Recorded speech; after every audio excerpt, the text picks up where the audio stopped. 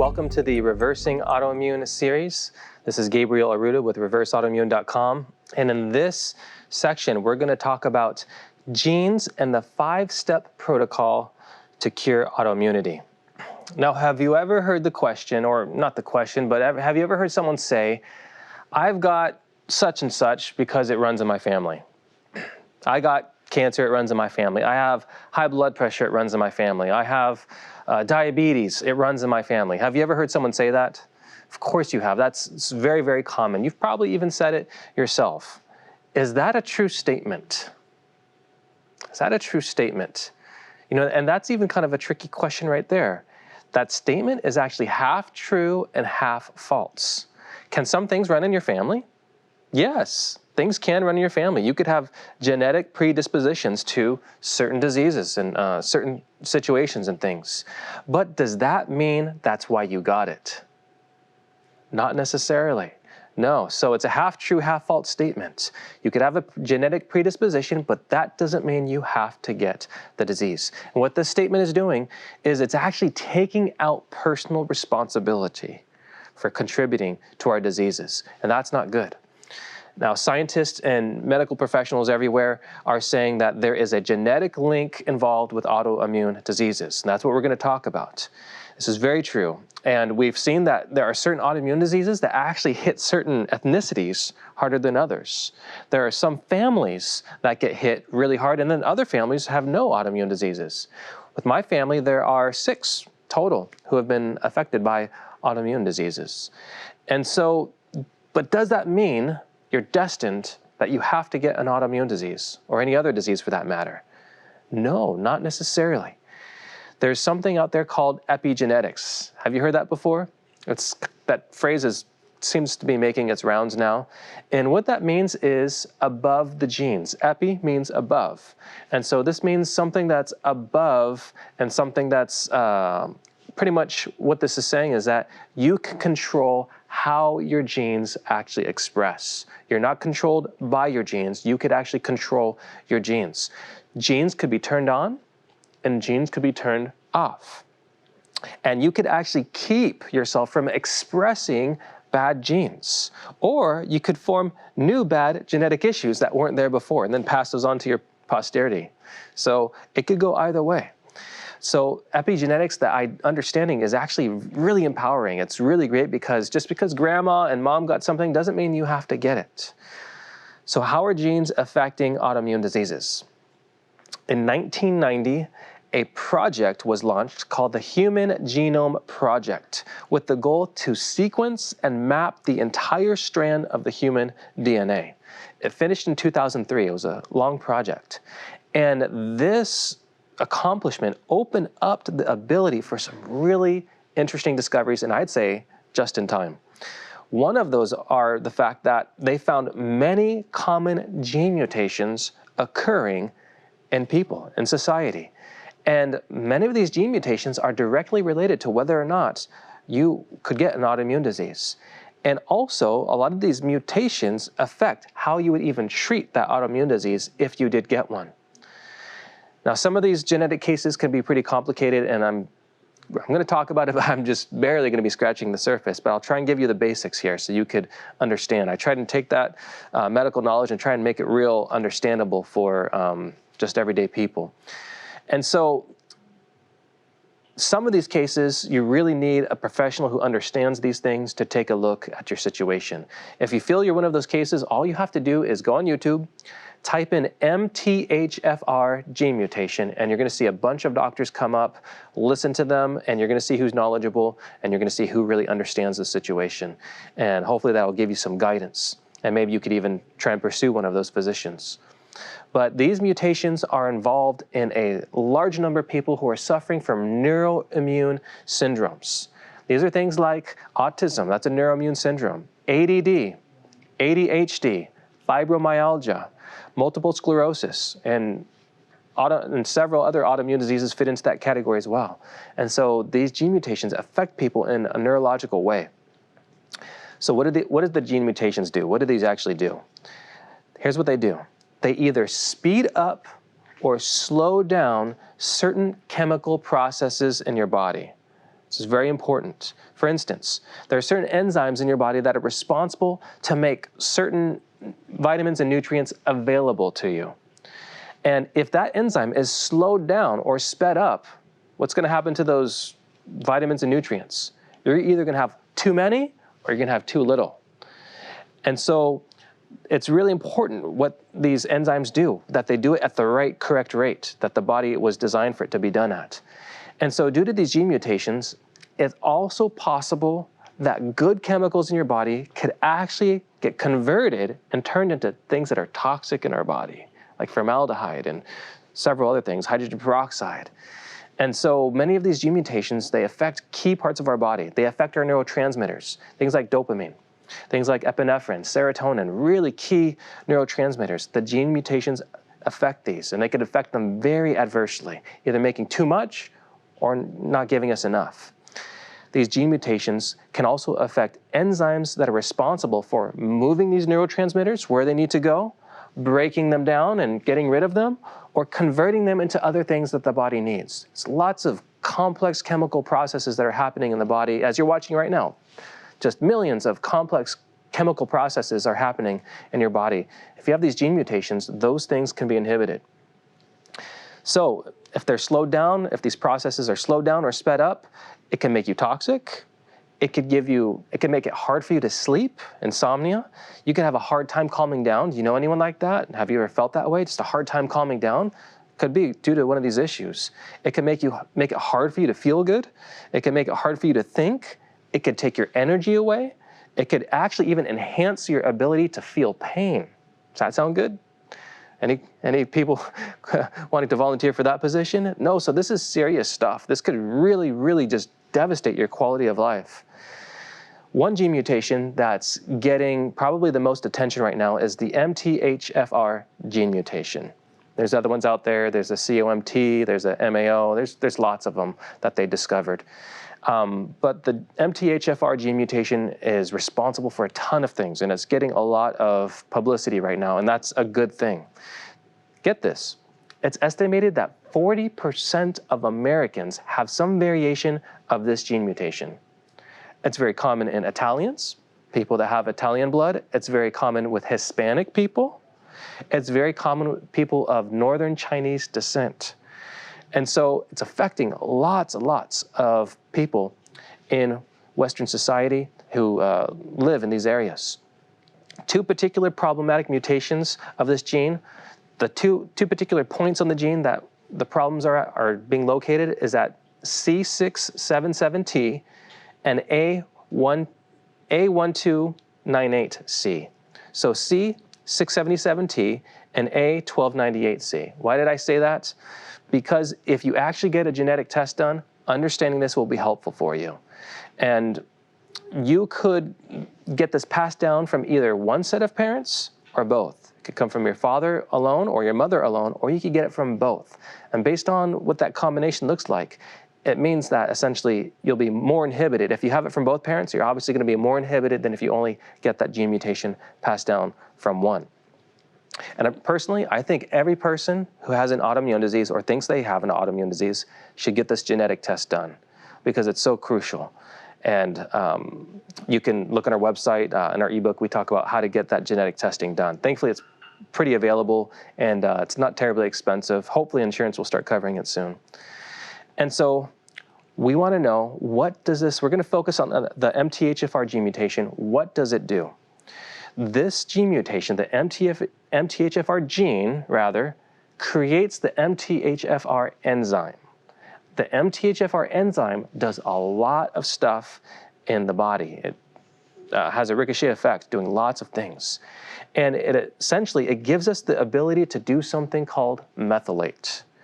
And what methylation is, it's adding a methyl group to different chemical elements in the body. And a methyl group is simply 3 hydrogen, 1 carbon molecules. And when methyl groups are added to different chemical compounds in the body, it changes the shape and function of those chemical compounds, enabling them to do things that they're supposed to do in the body. And include the conversion of vitamins and minerals to usable forms. Let me give folate as an example. Any of you ever heard of folate? It's become a very well-known vitamin and mineral, and it's a very important nutrient. It's necessary for immune system function, for nervous system function. It's good for DNA health. It's really, really key. Your DNA starts breaking apart. That's essentially what starts causing you to age. Your DNA breaking apart, not holding together. And so folate, do you know where we get that from? That kind of sounds like the word foliage, doesn't it? It's where we get the word folate. We get it from foliage, leafy greens. So when your mom said eat your vegetables, she was trying to do good to you. It's true. We need to eat those leafy greens. Now, after we eat folate, it has to go through 7 different stages before it gets converted into the usable form for our bodies, which is 5-MTHF. And the last stage, before it gets converted to that, requires the MTHFR enzyme to make it happen. And so if you have this gene mutation and you're not methylating properly, you could be eating all the leafy greens you want and doing, eating really healthy diet, and you're only getting about a fraction of benefit from those if you have that gene mutation that is inhibiting that enzyme from being able to do its job. So how does this gene mutation affect the nervous system? Certain systems in our body are actually covered in a layer of fat, a little fatty layer, such as parts of our immune system and such as our nervous system.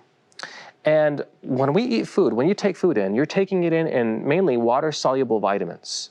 Well, that needs to be converted over to fat-soluble vitamins in order to nourish these two systems, the immune system and the nervous system. Methylation is what helps us to take those water-soluble vitamins and convert them over to fat-soluble. And so think about that. If you can't do that, what's going to be malnourished? What's going to hurt? Your nervous system and your immune system. Does it sound like that can contribute to an autoimmune disease? Absolutely, absolutely. So these gene mutations are key. And 2 vitamins that really are key to nourish those systems are folate, we just discussed, which is B9, and then B12. Methylation is what causes that to happen. And so we want to understand what's going on here with autoimmune diseases and the gene mutation. What's an autoimmune disease? It's a malfunctioning nervous system and immune system. So we see how this is, the genetic bridge is really, really huge. And not getting enough B9, which is folate, and B12 is actually a big issue with people who have autoimmune diseases. And a lot of the time it's because they're not methylating properly. It's inhibited.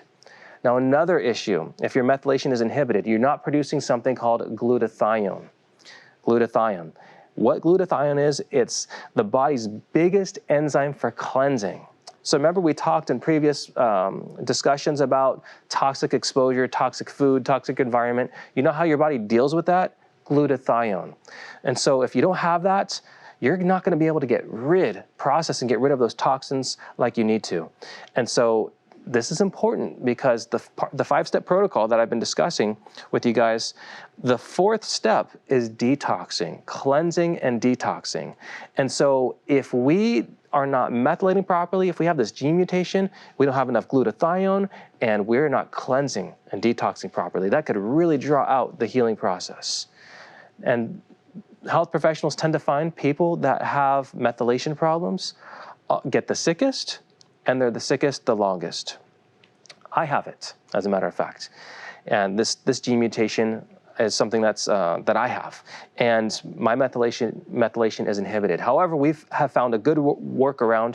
You could actually purchase products that come in a cream form. So that's actually bypassing your digestive system, which is good if you have an inhibited digestive system. And it has the already methylated forms of D and B. And you just put it on your arm or just somewhere where there's thin skin, and you could go to our website for more information about that. But it's helped me tremendously. As a matter of fact, if I go off of that, if I don't have that, I notice I start feeling differently. I don't feel as good. So now I'm going to start digging into the 5-step protocol that you can use to heal an autoimmune disease. Step number 1, we've covered this already. I'm going to just do a recap. Removing foods and toxins that are damaging the gut. Step number 2, heal the gut. Step number 3, Nutrify. Step number 4, cleanse and detox. And step number 5, remove chronic stress. The main issues that are causing people to be sick are simply toxicity and deficiency. Those are the main issues underlying every disease out there. And the great thing about this 5-step protocol is it addresses both of those issues, toxicity and deficiency. Let's talk about the first step, removing foods that are causing damage to the leaky gut. We actually talked a lot about this already. We spoke about food toxins, we spoke about environmental toxins, and so I encourage people, get a food test done, get a food allergy test done, find out what is your body responding to as a toxin, what is your body producing IgAs for, producing antibodies for. And if this is too expensive for you, or for some reason that takes too long, you don't want to do it, something else you could do, it's actually not as easy, in my opinion. You could go on an elimination diet. And what that is essentially you strip down your diet from everything except for like maybe 5 really basic foods, super basic stuff. And then slowly but surely, you add another food on. And as you're adding on, you're looking for symptoms. Do my rashes come back? Do my headaches come back? Does my fatigue come back? So on and so forth. And as you add foods on and symptoms come back, you take it off, see if it gets better. Add it again, see if the symptoms come back. And that way you could find out what's going on. It's not quite as easy thing to do, but you could do it, and it's actually pretty cheap. You're actually saving money because you're not eating as much food. Now, the biggest issue I found with removing the toxins and removing the things that damage the gut is actually doing it. People actually moving forward and doing this. Friends, you'll be surprised how many people learn this information and don't do anything with it. It's actually shocking to me. People who claim to be suffering and they are suffering. They learn this information and they sit on it. That's the biggest thing. Be motivated. Your health is worth it. Move forward and do it. And I can sympathize because I remember how I felt when we learned this information. It was quite overwhelming. You're learning new ways to cook. You're learning new products to buy. You're reading labels now. You're researching before you go to the restaurant. Do you use this? Do you use that ingredient? And so it's not the way you're used to living. It's not exactly convenient, but it's your health. If you don't have your health, really, what do you have? You don't have much. And really, it's all about motivation. And so the determined people, the people that are strict on the program, those are the people that see improvements. Those are the people that heal. And also, I want to mention, if you take God up on his offer, he will help you. God he longs to help you. If you'll take him up on that offer, he'll get you through. Second of the 5-step protocol, heal the leaky gut. So we've stopped damaging and abusing the gut. Now we're going to heal it. And I've already referred to this, but I'll refer to it again. Things like aloe, things like turmeric, things like coconut, things like potato healing broth that my wife and I did a demo on. Those things are very, very healing to the gut. They calm down inflammation. Very important. We talk about this on our website. We talk about it in our ebook. We get into more details. We've done a video demo. And so I encourage you to get these things started. And we want to take these gut healing remedies as much as possible, really every day, multiple times a day is even better. You want to be moving forward doing these gut healing remedies. And it could take months if you're faithfully doing it, but you will see improvement in your gut situation. And in my opinion, it's far worth it. All right, the third step, Nutrify. You need to Nutrify the system. Deficiency is a big part of why people are sick. We are malnourished and we're also malabsorbed. And the body has been depleted due to a variety of issues. Maybe we weren't eating the best food to begin with. Maybe we've got bad bacterial overgrowth that's eating up all our nutrients. Maybe we've got a genetic mutation that's not allowing our enzymes to make these nutrients readily available to our bodies. And so we want to reverse these situations. And so this is why I suggest that people get a gene test done for this very situation. You've got to know what you're up against. And I'll say it again, I think every person who has an autoimmune disease ought to get this genetic test done because you want to know what issues you're dealing with and then research them online. There's lots of good information coming out about how to deal with these. But you need to Nutrify. You need to give the body the building blocks of what it needs. How do we do this? Concentrated fruit and especially vegetable juices. Concentrated fruit and vegetable juices, ideally, well, not ideally, exclusively organic, because you're getting high concentrations of the stuff. You don't want high concentrations of pesticides along with the good stuff. So you want to get organic. And also, you want to drink as many of these vegetable juices as possible. Unfortunately, a lot of our soils are depleted, and so we need this concentrated nutrition, and you can't really get enough just with solid food at this point. You really need concentrated, high-volume nutrition. This is going to start healing parts of your body really rapidly. This is going to calm your inflammation. This is going to help with neurological disorders, help with your sleep, help with your depression. You're giving the body, your starving body, exactly what it needs. This is good. And the body really responds when we go on a plant-based diet and when you give it plant-based nutrition. All right, step number 4, cleanse and detox. So not only do we want to add the good stuff that we've been missing, but we want to cleanse out the years of toxic exposure that we've been dealing with. And really, this cleansing is an entire program in itself. But really, one of the foundational principles is fasting. Fasting, it does a wonderful cleansing in the body. You see, digestion, eating food, digesting it, takes a lot of energy. It's very metabolically expensive for our bodies, takes lots of energy. So when you stop that, the body has lots of time to do other things. And you know what the body does next? It goes into cleaning mode, spring cleaning. The body says, hey, we got a lot of garbage around here that we've been looking at and haven't had time to clean up because we're digesting all that food we've been getting. The body will start cleansing. And so fasting gives the body a break. And this is really, really good. Now, this doesn't mean that you have to not eat food at all. If you're drinking all these drinks, believe it or not, you actually, if you're doing it right, I'd say have a drink about every 2 hours. You won't even really be that hungry. My wife and I have done this several times. You really won't be that hungry if you're drinking a lot of juices just about every 2 hours. And so you're not going to starve. You're still getting tons of nutrition. You're probably getting more nutrition than you ever have eating solid food, but it's just coming in a different form that's really easy to digest. So you're just trying to avoid those solid foods. Also, you want to add psyllium husks to some of these drinks, but when you do it, you want to drink it quick because that stuff, it gels up really fast and it's kind of gross. So you want to get psyllium husk, and this is going to flush your bowels. This is going to start cleansing your bowels out and helping you get rid of a lot of that built up toxins that have been accumulating in your bowels. They said John Wayne, when he died, they did an autopsy on him, and they found that his colon weighed about 30 pounds just from fecal matter buildup. So the meat and potatoes cowboy John Wayne diet, not good for the colon. You want to cleanse that stuff out. Also, you want to be taking different herbal supplements. There's things that you could do to detox the liver, these little herbal things that you could just shoot real fast. Detox the liver, detox the kidneys. And this is going to reset your body. This is going to give your body like a reset to help really start anew. So my wife and I, we actually went to a lifestyle program to get this done. I recommend doing this because sometimes when you're cleansing, you don't feel so good because you're getting lots of toxins out of your body at once. It's real rapid cleansing, and sometimes you don't feel that great. And so I recommend going to a lifestyle center that does these types of things. We write about one in our book that was fabulous. In our ebook, we talk about it on our website as well. So that's the 4th step, detox. Okay, last step, step number 5, and that is remove chronic stress. We talked about that last time.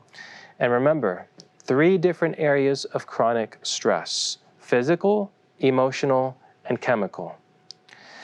Physical trauma, let's give you some examples. Maybe you have an old injury that's reducing blood supply and nerve supply to your gut or brain. That's going to contribute to your autoimmunity. Maybe it was a car accident. For me, old snowboard injuries, that was a situation for me. Could be a lot of things, a work accident, a lot of different things, physical trauma. Also, emotional traumas. Loss of a loved one, a divorce, loss of a job, childhood abuse, overwork, those things. Chemical, we want to look at environmental toxins, the air, the water, house mold, GMOs, mutated hybridized foods, pesticides, over-refined foods, drugs, alcohol, caffeine, those things. We want to look at all those things. We want to remove that chronic stress from the body. And something I want to back up and say again about the juicing, you want to do fresh juices. So don't go to the store and just grab a gallon of orange juice. You actually want to juice the stuff yourself. You want to get high quality produce, organic produce. You want to juice it yourself because the stuff at the grocery store, a lot of it's pasteurized to sit there on the shelf. It can't simply have the nutrition that your body needs. You need fresh, you need fresh juices that have been made that day. And so get yourself a juicer, borrow one. You could find them at thrift stores and stuff like that if you're on a budget. Borrow a friend's. Sometimes you find those things in people's garages. They have good intentions, but they never use it. You want a juice, and you want to get that fresh juice nutrition. And so step number 5 is removing that chronic stress. And we want to remove all 3 levels of that chronic stress: physical, emotional, or chemical. Very, very important. You can do all these other things, but if you're keeping yourself in a sympathetic dominant chronic stress state, it's going to work against everything else you're doing. It's going to make it really difficult. We've heard stories, healing stories, of people who have attended lifestyle programs, who went to the lifestyle program and they got better. And a few months later, they had to come back because they were sick again. Why? Because the stress, the emotional, the spiritual component wasn't being addressed. Now, in my next presentation, our last presentation here, I'm going to be addressing a very big question that really is linked to this chronic stress. The presentation is entitled, "Why are so many Christians getting sick?" Why are so many Christians getting sick? And you know, the idea of a sick Christian is almost kind of like a contradiction, right? I claim to worship this God who's a creator, who's almighty, who's a healer in the Bible, and yet me, his child, is sick. Seems like a dichotomy, right? My God, my Father, he's almighty, he's the creator, his child's sick, and it's just going on for days, weeks, months, years. Why? Why is this happening? You know, that was Job's biggest question. In the book of Job, he suffered tremendously physically, didn't he? But you know what the main portion of that book is dealing with? It's dealing with his emotional grief, the why question. He doesn't spend chapters talking about, oh, the boils are so painful, or even the losses he experienced. Why, God? Why? And that was Job's biggest struggle that he had with. Think about this. If you had a child, maybe you do have a child, if they got sick and you had the ability to snap your fingers and make them well, would you do it? You would, wouldn't you? I'm sure you would. Does God have that ability? He does. Why isn't he doing it? That's an interesting question. We're going to deal with that in the next and last presentation. Why are so many Christians getting sick? That's what we're going to talk about next. And so I hope this message has been insightful to you. I hope it's been a blessing for you. Don't forget, God loves you, and if you put your trust in him, he's going to help you through this. May you be blessed in your pursuit of health.